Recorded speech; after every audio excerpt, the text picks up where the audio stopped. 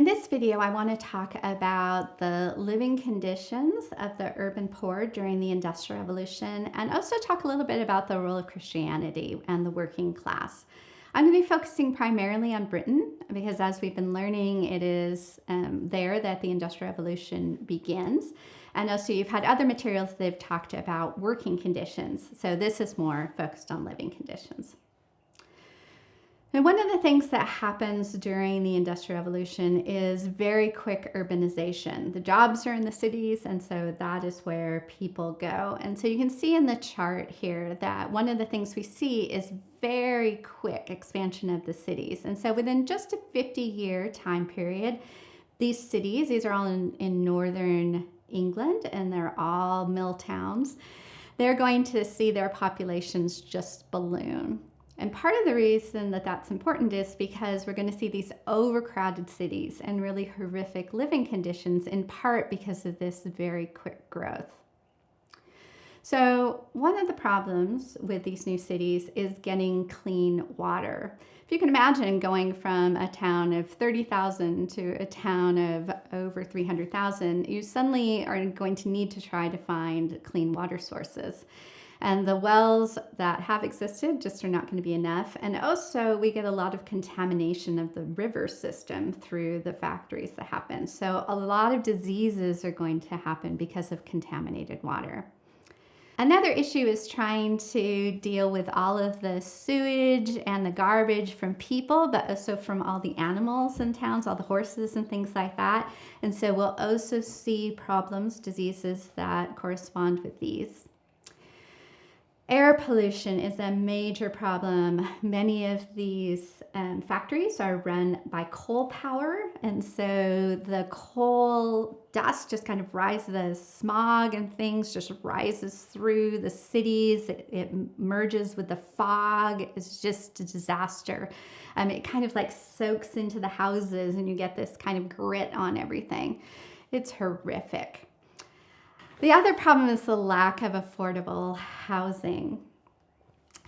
Remember that people are working very long hours in the factory, 12, 13, 14 hours, and they're going to have to walk to their jobs.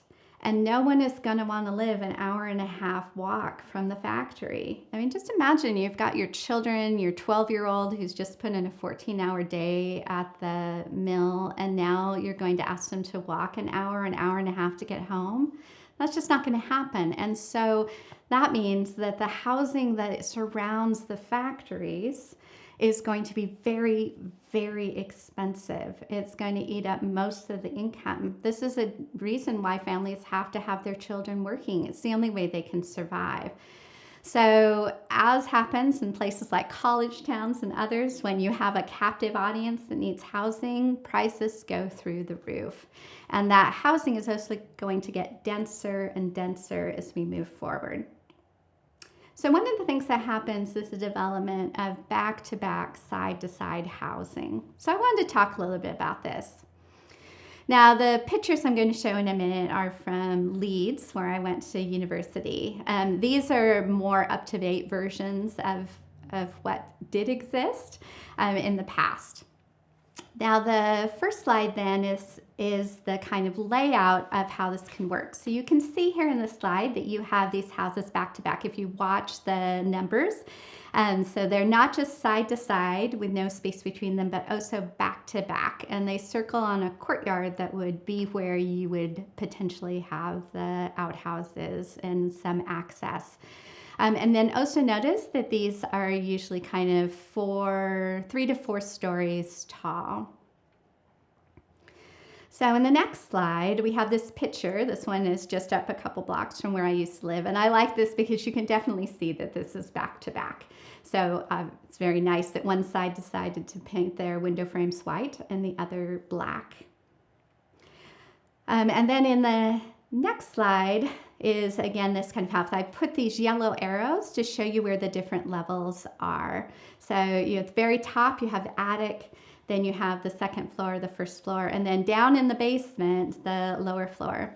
Now, right now, if you were to go and to rent this house, this would be for 2 or 3 university students, because this is a lot of the student housing. But in the period of the Industrial Revolution, this would hold 4 families, if not more, because prices were so expensive that people had to actually have renters within their room. So each family has one room. The cheapest room is going to be on the bottom because it oftentimes was just a mud floor. These are about 12 by 12. Some, if you're a little richer, 12 by 20. So a very small space in which your whole family lives. And then you might also have to bring in an additional renter to pay the price. So we have massive overcrowding in these houses. With no room to move. There's no electricity, there's no heating, there's no clean water. You can see here on the picture, you can see how the pipes have come in because these were built before that was actually in place. So this stuff had to be added later on. And then down the end of the block is where you would have where the outhouses and potentially also where your well would be for a horrible cross-contamination as we're doing this. Now, the last picture here is kind of, this is actually from the 1920s, but it gives you a sense of what's going on here, of this heavily dense housing. This is actually the reformed workers' housing, but still, you have a couple of factories and then these just houses that surround it. So imagine coming in from the countryside. You're moving to the city to try and get new opportunities for you and your family, and you come into a place where there is nothing green. There's no green. There aren't parks. This is not Mary Poppins in the middle class.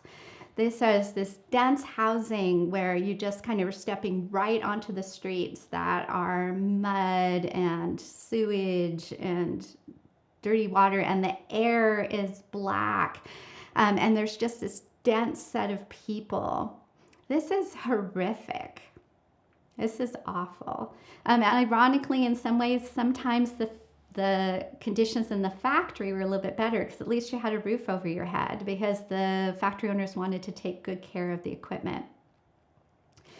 So you have not only the horrific working conditions, but the horrific living conditions as well, and a tremendous disease and depression and just awfulness through this whole system. And it's going to take a long time for reform to happen. So the other thing I want to talk about in this video is Christianity in the working class. Now, in the middle of the 19th century, many people in England, especially the middle class, began to notice that the working class didn't seem to be attending church as often anymore. And they were doing censuses on Sundays to try to figure this out. And so for the middle class, a sign of being a good Christian was that you attended church. So this freaked them out because they were quite sure that this meant that the working class was abandoning Christianity. Now, we as historians know that's not really what was going on. So I want to talk a little bit about this.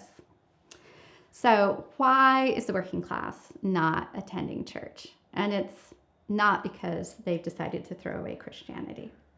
First of all, there's just the trouble of getting to church. As these towns grew so quickly, oftentimes the churches weren't quite in the right places. They weren't necessarily in the working class neighborhoods. They were in the middle class neighborhoods. And again, if you imagine that you were working 6 days a week, 14 hours a day, and now you've got to walk an hour to church, you're just not going to do it. Because Sunday is your one day to get things done. If you're a mom, you've got to get clothes washed. You've got to try to get the house clean. Your children are exhausted. This is just not what you're going to do. And so even when they began to build churches that were potentially a little closer, there's still just these issues of it being Sunday is the one day off because people are working, remember, Monday through Saturday. So after you've put in an 80-hour week, this is really a difficult situation. The second issue is problems when you actually get to church. Now, this is a time period, unlike maybe the Pacific Northwest today, when you were supposed to wear your Sunday best. And Sunday best meant you dressed up and you went to church. For the poor, they often didn't have Sunday best. What they could wear was not considered appropriate to church. Their clothing might be dirty, it might be ripped, they might not smell very good. They might not have been able to wash their hair, right? This dense, horrible housing and everything, and the pollution and all that. And so when they get to church, they oftentimes are looked down upon. This is also in some churches, you rented your pews in this era. And so if you were poor, you couldn't afford to rent your pews. So you stood at the back of the church. When you opened your mouth, you didn't sound right? A little bit of My Fair Lady there.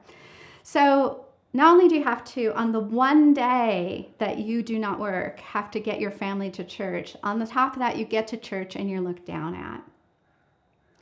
And the third issue is theology. And again, this is not all churches, all denominations, but there was this kind of idea for much of the middle class that if you were well off, it was because you were blessed by God. And if you were not well off, well, clearly you deserved it.